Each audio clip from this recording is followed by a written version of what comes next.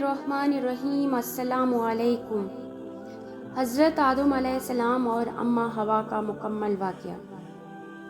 इब्लीस की जन्नत से निकालने के बाद एक ही सोच थी कि वो ऐसा क्या करे जिससे सैयदना आदम अलैहिस्सलाम को रुसवा कर सके। एक दिन इब्लीस ने देखा कि जन्नत के तमाम दरवाजे बंद हैं, मोर और सांप बाहर खड़े हैं। इनको देखकर इब्लीस ने चाल चलने का सोचा। इब्लीस ने फौरन जन्नत के दरवाजे पर खड़े मोर के पास पहुंचा और हमदर्दाना लहजे में अपना कर कहने लगा, बहुत जल्द तुम्हें और आदम अलैहिस्सलाम को जन्नत से निकाल दिया जाएगा।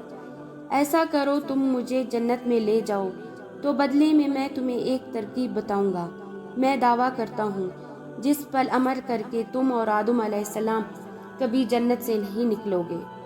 मोर इब्लीस की बात सुनकर फिक्रमंद हो गया। कुछ देर सोचने के बाद कहने लगा, तुम्हारी बात तो मेरे दिल को लगी है, लेकिन मैं तुम्हें अंदर कैसे लेकर जाऊं, वो भी इतने मुहाफिजों के होते हुए। तो इब्लीस ने फौरन जवाब दिया कि क्या तुम नहीं जानते, मैं मंत्र पढ़कर खुद को एक मोती में तब्दील कर सकता हूँ। तुम मुझे अपने मुंह में दबाकर जन्नत के अंदर ले जाना। ये कहकर इब्लीस ने मंत्र पढ़ा और खुद को छोटे मोती में बदल लिया। फिर मोर ने इब्लीस को अपने मुंह में रख कर जन्नत में दाखिल हुआ। यूं इब्लीस मलून एक मोर की मदद से जन्नत में दाखिल हो गया। ये मोर इब्लीस को मुंह में लेकर सीधा अम्मा हवा के पास पहुंच गया। वहां पहुंचकर इब्लीस ने दोबारा खुद पर मंत्र फूंका और इंसान की शक्ल में आ गया। इंसानी शक्ल में आने के बाद इसने अम्मा हवा को वरगलाने की कोशिश की और कहने लगा, अगर आपने इस दरख्त का फल ना खाया तो आपको जन्नत से निकाल दिया जाएगा।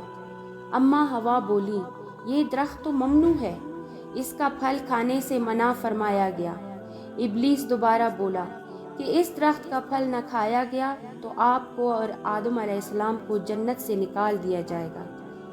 इब्लीस मलून का आखिरकार अपने मकर में कामयाब हो गया और अम्मा हवा ने इसकी बातों में आकर ममनू दरख्त का फल खा लिया और फिर हज़रत आदम अलैहिस्सलाम के पास पहुंची और फरमाने लगी कि मैंने इस दरख्त का फल खा लिया है जिसे खाने से मना फरमाया गया था, और आप भी इस फल को खा लें ताकि हम हमेशा जन्नत में रह सकें।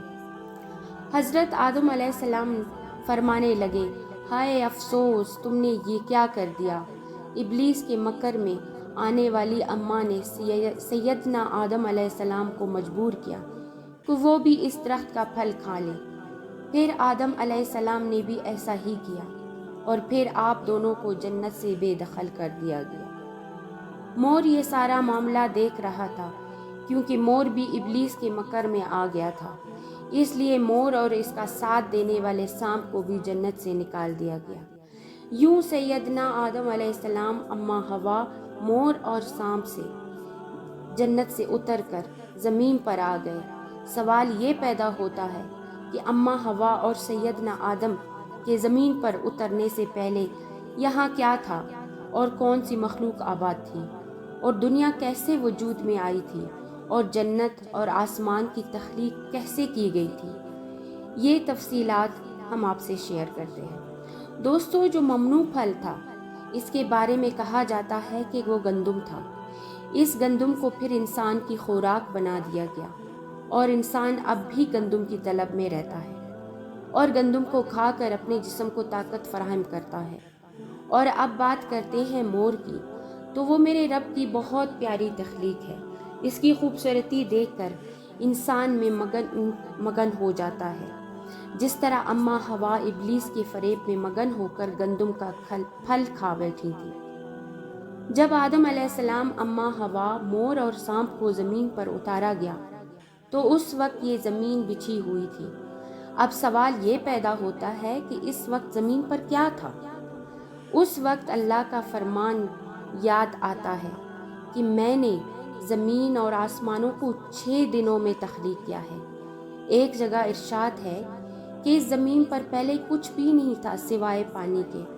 तो दोस्तों, ये मालूम हुआ कि ज़मीन पर आबाद होने से पहले पानी ही पानी था اور کچھ نہیں تھا۔ اور پھر اللہ تعالیٰ نے زمین کو پانی اور بچھایا۔ اگر بات کریں تفاسیر کی تو یہ بات بھی سامنے آتی ہے، جب اللہ نے زمین کو پانی پر بچھوایا تو یہ زمین ہل رہی تھی۔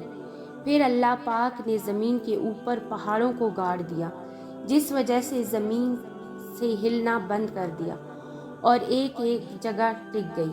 پانی ایسی چیز ہے جس سے اللہ تعالیٰ نے مختلف قسم کی مخلوقات کو پیدا فرمایا اور پانی کو زندگی کی بنیاد بنایا۔ اور کہتے ہیں آدم علیہ السلام سے پہلے آسمان بھی نہ تھے، تو اللہ تعالیٰ نے 2 دنوں میں 7 آسمان کو بنایا۔ آسمانوں سے پہلے صرف دھواں ہی دھواں تھا اور کچھ نہ تھا۔ پھر اللہ تعالیٰ نے دھوئیں سے آسمان بنائے۔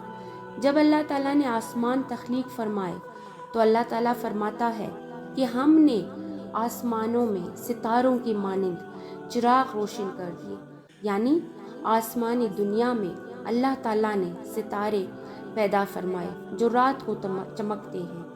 یاد رہے کہ اللہ تعالیٰ نے 4 دنوں میں زمین اور اس کا سارا نظام بنایا۔ یہ پہاڑ، جنگل، دریا، سمندر، صحرا یہ پیدا کیا، سب اللہ تعالیٰ نے اپنے حکم سے 4 دنوں میں تخلیق فرمایا۔ اور پھر اللہ تعالیٰ نے آسمانوں سے بارش برسائی اور زمین پر طرح طرح کے پھل اور پودے اور سبزیاں اگائیں۔ تو ناظرین محترم، امید کرتی ہوں ہماری آج کی ویڈیو آپ کو پسند آئی ہوگی۔ ویڈیو کو لائک کریں، شیئر کریں، اور اگر ویڈیو پسند آئی ہو تو ہمارے چینل کو سبسکرائب کریں۔